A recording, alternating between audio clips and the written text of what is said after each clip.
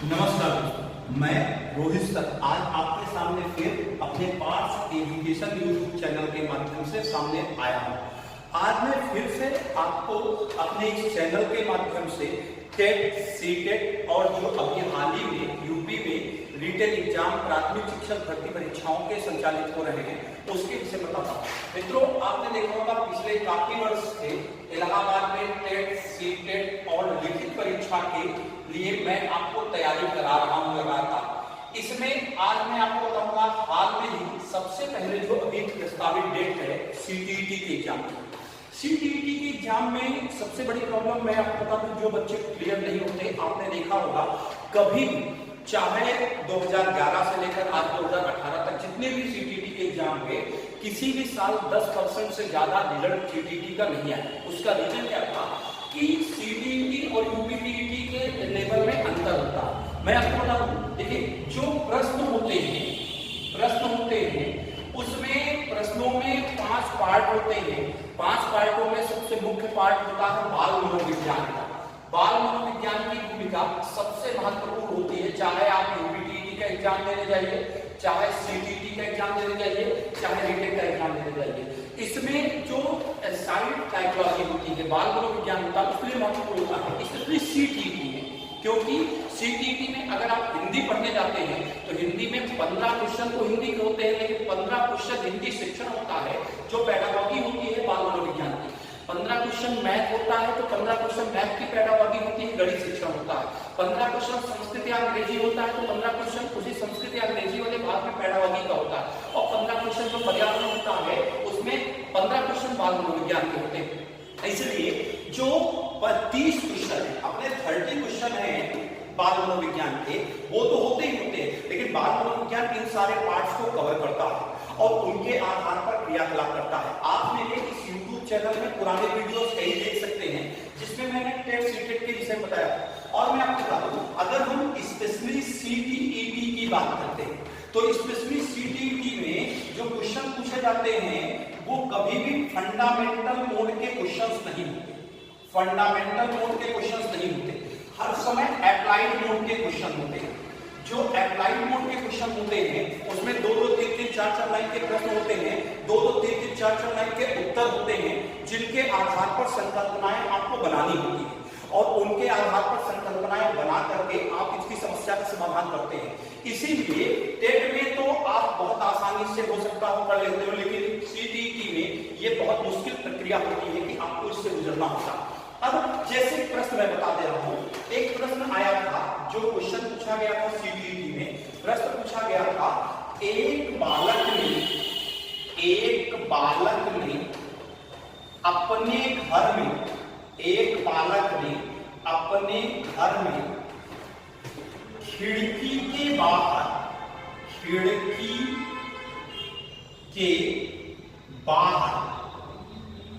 काले पक्षी को उड़ते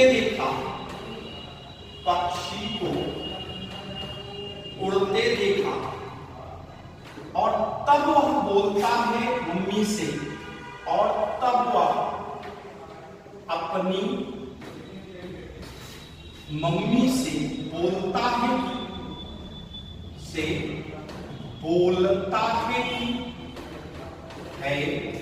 कि देखो देखो काला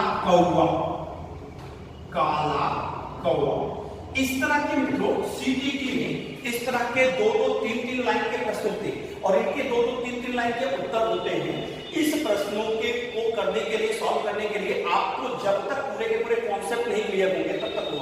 तो इसमें दिया था, आप उठा के देखिएगा, इसमें आपको ऑप्शन में दिया था संप्रत्यय निर्माण, फिर शब्द निर्माण, फिर बालक के तार्किक चिंतन, इस तरह करके प्रक्रियाएं दिया था। तो इस तरह के प्रश्नों को हम अप्लाइड मोड कहते हैं। अप्लाइड मोड के प्रश्नों को हल करने के लिए हमें बाल मनोविज्ञान को विस्तृत रूप में पढ़ना पड़ेगा। अगर उसको पेडागॉजी के रूप में नहीं पढ़ते तो आपका बाल मनोविज्ञान के साथ साथ दूसरे विषय भी कम महत्वपूर्ण स्थिति हो जाएंगे। अब इसमें इस प्रश्न के उत्तर में मैं आपको बता दूं, सबसे महत्वपूर्ण चीज होती है संप्रत्यय। इसी को हम प्रत्यय भी कहते हैं, संप्रत्यय या प्रत्यय भी कहते हैं। जब कभी किसी भी बालक ने कुछ भी सुना, किसी भी बालक ने कुछ भी देखा हो, तो किसी भी बालक ने जब कोई चीज सुनी हो, किसी भी बालक ने कुछ चीज देखी हो, तो उसका जो मानचित्रण है वो उसके मस्तिष्क पर हो जाता है। जब उसका मानचित्रण उसके मस्तिष्क पर हो जाता है तो उसकी छाप उसके मस्तिष्क पर बन जाती है। तो किसी भी विषय वस्तु की वह गहरी प्रतिबिंब जो उसके मस्तिष्क पर निर्मित होती है उसे ही हम प्रत्यय, संप्रत्यय या इंग्लिश में कॉन्सेप्ट कहते हैं। जैसे अगर आप सब यहाँ कक्षा में बैठे हो, कक्षा में बैठे हुए बच्चे से मैंने कहा हाथी, हाथी यहाँ मौजूद नहीं है, फिर भी मेरे हाथी कहते ही आपके मस्तिष्क पर इसका चित्रण होता है। मैंने कहा रसगुल्ला, आप यहाँ मौजूद रसगुल्ला नहीं है, फिर भी आपके मस्तिष्क पर उसका चित्रण हो गया। तो ये प्रक्रिया आपने पहले सुनी, सुनने का मतलब श्रवण किया, श्रवण करने का मतलब आपने कहीं कहीं चीज वो देखी। अगर आपने कोई चीज पहले से कहीं देखी नहीं है, कोई चीज पहले से कहीं सुनी नहीं है, तो आपके मस्तिष्क में संप्रत्यय का निर्माण नहीं होता। आप खुद सोचिए, हमें सपने उसी चीज के आते हैं जिस चीज को हमने पहले कहीं ना कहीं देखा हो, ना देखा हो तो कम से कम सुना जरूर हो, तभी उस चीज के सपने आते हैं। तो संप्रत्यय निर्माण की प्रक्रिया होती है और संप्रत्यय निर्माण की प्रक्रिया में घनीभूत विषय वस्तु की प्रतिबिंब छाया हो जाती है, जिसे हम प्रत्यय या संप्रत्यय कहते हैं। इसलिए संप्रत्यय या प्रत्यय का निर्माण होता। तो बालक ने सुना, सुनकर देखा, देखकर उसका तर्क किया, तर्क करके उसके मस्तिष्क पे जो चित्रण निर्मित हो जाता है उसे ही प्रत्यय या संप्रत्यय कहा जाता है।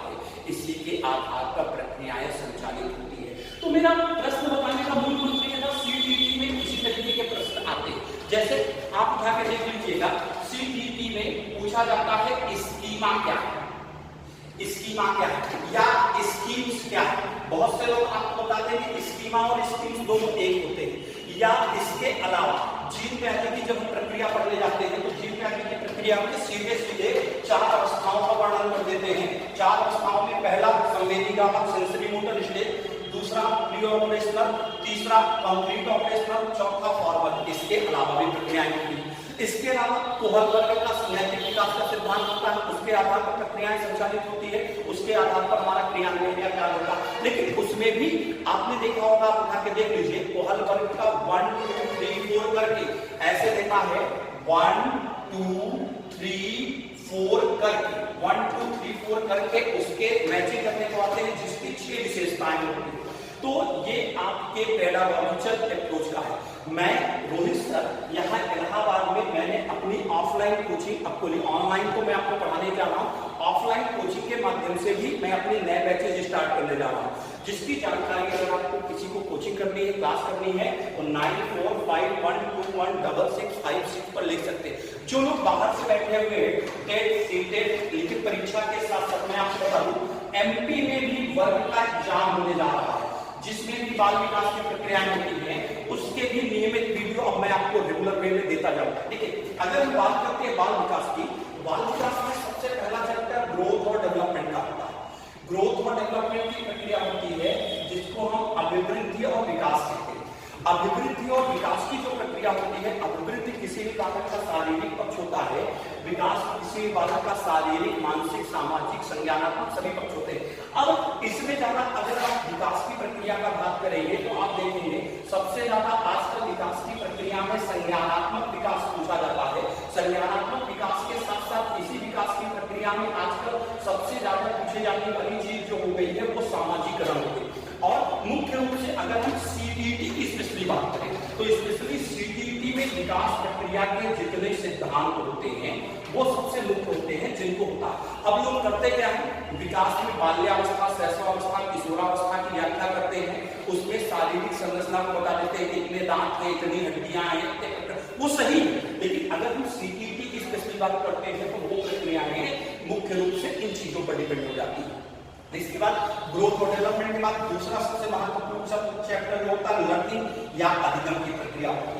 लर्निंग या अधिगम की जो प्रक्रिया होती है उसमें आप उठा के देखिएगा, अधिगम के सिद्धांतों से सबसे ज्यादा प्रश्न पूछे जाते हैं। और अधिगम के सिद्धांत में आपको अगर अधिगम के सिद्धांत पढ़ने हो तो मैंने अपने इसी यूट्यूब चैनल में पहले पावलोव का शास्त्रीय मनोरंजन सिद्धांत, थार्नडाइक का उद्दीपक अनुक्रिया सिद्धांत, स्किनर का आपका क्रिया प्रसूत अनुबंधन सिद्धांत, कोहलर का सिद्धांत, बंडूरा का सिद्धांत आपको पहले बता रखा।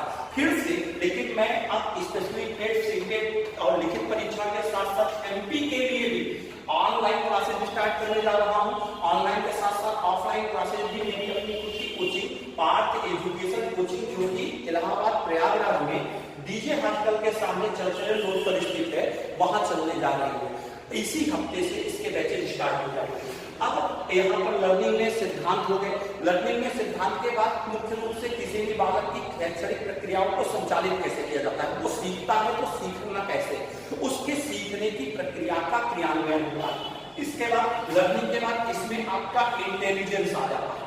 इंटेलिजेंस जो बुद्धि की प्रक्रियाएं होती है, बुद्धि के सिद्धांत होते हैं। लेकिन अब मैं आपको बता दूं, पुराने बुद्धि के सिद्धांत के अलावा नए बुद्धि के सिद्धांत भी मैं इस बार आपको पढ़ाने जा रहा हूं। नए बुद्धि के सिद्धांतों में जैसे आपको देख लीजिएगा, अभी तक आपने आईक्यू केवल पढ़ा होगा, आईक्यू जो बुद्धिलब्धि कहते हैं। लेकिन अब जो ईक्यू का नया फार्मूला आ गया है, वो ईक्यू की प्रक्रियाएं आपकी होती हैं, तो वो आपको पढ़ाने जा रहा हूं। इसके अलावा कई थ्योरी, जैसे गोलमैन की थ्योरी है आपकी, गोलमैन की थ्योरी के आधार पर इसकी व्याख्या की गई, वो बताने जा रहा हूं। तो वो बुद्धि का पार्ट हो गया। बुद्धि के बाद इसमें आपका पर्सनालिटी या व्यक्तित्व वाला पार्ट आ जाता है। पर्सनालिटी या व्यक्तित्व वाले पार्ट में स्पेशली मैं आपको बताऊं, सीटीईटी में आपने देखा होगा सबसे ज्यादा सिगमंड फ्रायड की साइको एनालिटिकल थ्योरी को पूछी जाती है। मनोविश्लेषणवादी सिद्धांत पूछा जाता है। मनोविश्लेषणवादी सिद्धांत की प्रक्रिया में अवस्थाएं होती हैं। अवस्थाओं के अलावा भी सिगमंड फ्रायड ने मनोविश्लेषणवादी सिद्धांत में बहुत सारी प्रक्रियाएं की, जैसे जिसमें आप उठा के देखिएगा तो सिगमंड फ्रायड की जो थ्योरी है, सिगमंड फ्रायड की थ्योरी में अवस्थाएं हैं। लेकिन सिगमंड फ्रायड की थ्योरी में अवस्थाओं के अलावा सबसे पहले जो होता है चेतन, चेतन के बाद अर्धचेतन, अर्धचेतन के बाद अचेतन की प्रक्रिया होती है। उसके बाद इसमें व्यक्तित्व के दूसरे प्रक्रम में हम देखेंगे तो ईड, ईड के बाद ईगो, ईगो के बाद सुपर ईगो होता है, जिसको इदम, अहम और पराहम कहते हैं। इनके आधार पर जब हम व्याख्यायित करते हैं तो हमारी मूल प्रवृत्तियां बनती हैं। मूल प्रवृत्तियां दो प्रकार की होती है, इसको लेकर सीटीईटी में प्रश्न पूछा गया था। मूल प्रवृत्तियां क्या होती है? मूल प्रवृत्तियां ऐसे तथ्य होते हैं जो आपको जन्म से मिलते हैं। जब कोई भी चीज हमें जन्म से मिलती है तो वही हमारी मूल प्रवृत्तियां हो जाती है, जैसे भूख, प्यास, छींक इत्यादि। इसमें भी मूल प्रवृत्तियां जो होती हैं दो प्रकार की होती है। एक मूल प्रवृत्ति हमारी होती है जीवन मूल प्रवृत्ति, दूसरा होता है मृत्यु मूल प्रवृत्ति। जीवन मूल प्रवृत्ति को ही हम इरोस कहते हैं, इंग्लिश वर्जन में इसे इरोस कहते हैं। और मृत्यु मूल प्रवृत्ति जो हमारी होती है थाइनाटोस होती है। जब कभी भी हम सकारात्मक व्यवहार अपनाने का प्रयास करते हैं, सकारात्मकता को स्वीकार करते हैं, तो वही हमारी जीवन मूल प्रवृत्ति हो जाती है। लेकिन जब कभी भी हम नकारात्मकता का प्रतिबिंब बनाते हैं, नकारात्मकता को स्वीकार करते हैं, विनाश की स्थिति करती है, तो थाइनाटोस या मृत्यु मूल प्रवृत्ति होती है। इसको लेकर इंग्लिश वर्जन पूछा गया था, काफी बच्चे कंफ्यूज थे, तो जीवन मूल प्रवृत्ति और मृत्यु मूल प्रवृत्ति हो गई। इसके बाद इन्होंने अवस्थाओं का उल्लेख किया। इसके बाद मैं आपको बता दूं, इसमें अब नई थ्योरी जो सबसे ज्यादा पूछी जाती है, इरिक एरिक्सन, इरिक एरिक्सन का मनोसामाजिक सिद्धांत पूछा जाता है। आप उठा के देख लीजिए पिछले साल के बैक पेपर, इरिक एरिक्सन के मनोसामाजिक सिद्धांत में इन्होंने 8 अवस्थाओं का उल्लेख किया। 8 अवस्थाओं के उल्लेख में 8 अवस्थाएं जो बताई, उन अवस्थाओं में प्रत्येक अवस्था की कोई ना कोई विशेषता। जैसे पहली अवस्था जो होती है, पहली अवस्था जो होती है जिसे हम शैशवावस्था कहते हैं, जिसकी सबसे बड़ी विशेषता पूछी जाती है विश्वास बनाम अविश्वास। विश्वास बनाम अविश्वास होता है। अब ये क्या है? विश्वास बनाम अविश्वास क्या है? तो जब कोई छोटा बच्चा होता है, इसका समय जन्म से लगभग, इस अवस्था का समय जन्म से लगभग 2 वर्ष तक होता है।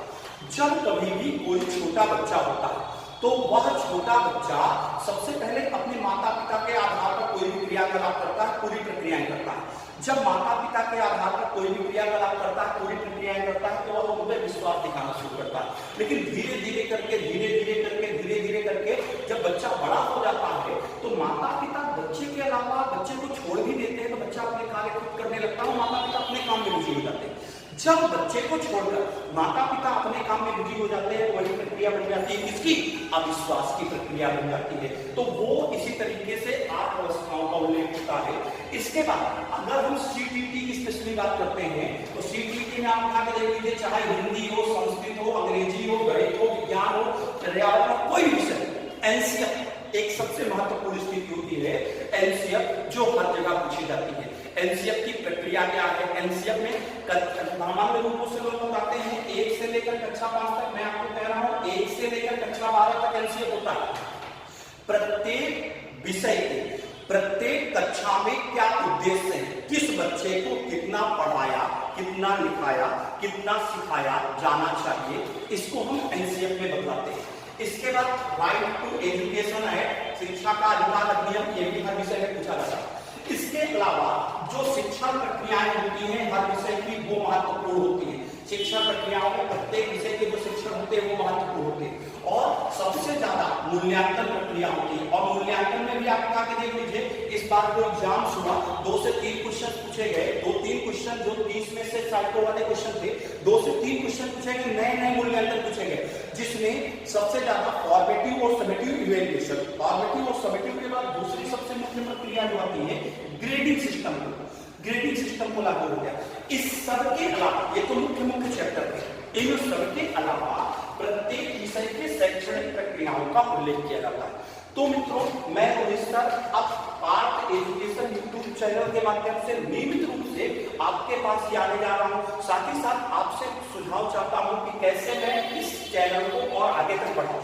जो लोग कहते हैं कि मैं रेगुलर नहीं आ पाता, मैं पूरी कोशिश कर रहा हूँ रेगुलर आने की, क्योंकि कई विषयों को मैंने जोड़ा है, कई विषयों के टीचर मेरे साथ आए हैं। साथ ही साथ आप तक पहुंच बनाने के लिए मैं इसको और आगे बढ़ाना चाहता हूँ। अब मैंने अपनी खुद की कोचिंग निकाली है, पार्थ एजुकेशन कोचिंग के नाम से। अगर आप में से किसी को यूपीटेट, सीटेट या रिटेन की या एमडी के जो वर्दी एग्जाम अगर कक्षाएं करनी है, तो आप यहाँ आके सुविधाएं ले सकते हैं। किसी को कोई समस्या है, कोई जानकारी चाहिए, सुझाव चाहिए, 9451216656 इस नंबर पर कांटेक्ट कर सकते हैं, मैसेज कर सकते हैं या व्हाट्सएप करके अपनी जानकारी ले सकते हैं। और आज के कल मैं आपको एक ऐसा वीडियो ले आऊंगा जिसमें हिंदी के बाद संस्कृत के बाद मैथ, एनवायरनमेंट, इंग्लिश सभी विषय के टीचरों को उपलब्ध कराने जा रहा हूं। जब मैं सभी विषय के टीचरों को उपलब्ध करा दूंगा तो वही टीचर अब मेरे साथ जुड़कर हम अपने छात्रों के हितों को आगे बढ़ाएंगे। इसके लिए आप निश्चित रूप से इस वीडियो को लोगों तक शेयर करिए, लाइक करिए, सब्सक्राइब करिए, जिससे पार्थ एजुकेशन यूट्यूब चैनल जिस काम के लिए बना है उसमें पिछले 1 साल में मुझे बहुत सारी बाधाएं आई, फिर भी उन बाधाओं को तोड़कर मैं आप तक पहुंचता जा रहा हूं, आगे बढ़ता जा रहा हूं। और उम्मीद करता हूं आप भी मेरा सहयोग इस माध्यम से करेंगे कि नीडी छात्र जो दूर दराज होते हैं, महिलाएं होती हैं या कामकाजी होते हैं या कहीं जॉब में होते हैं, प्राइवेट जॉब में होते हैं, नहीं कर पाते, उनको भी इससे सुविधाएं मिल सके। साथ ही साथ ऑनलाइन क्लास की भी सुविधाएं आप तक पहुंचाने का प्रयास कर रहा हूं। Thank you very much.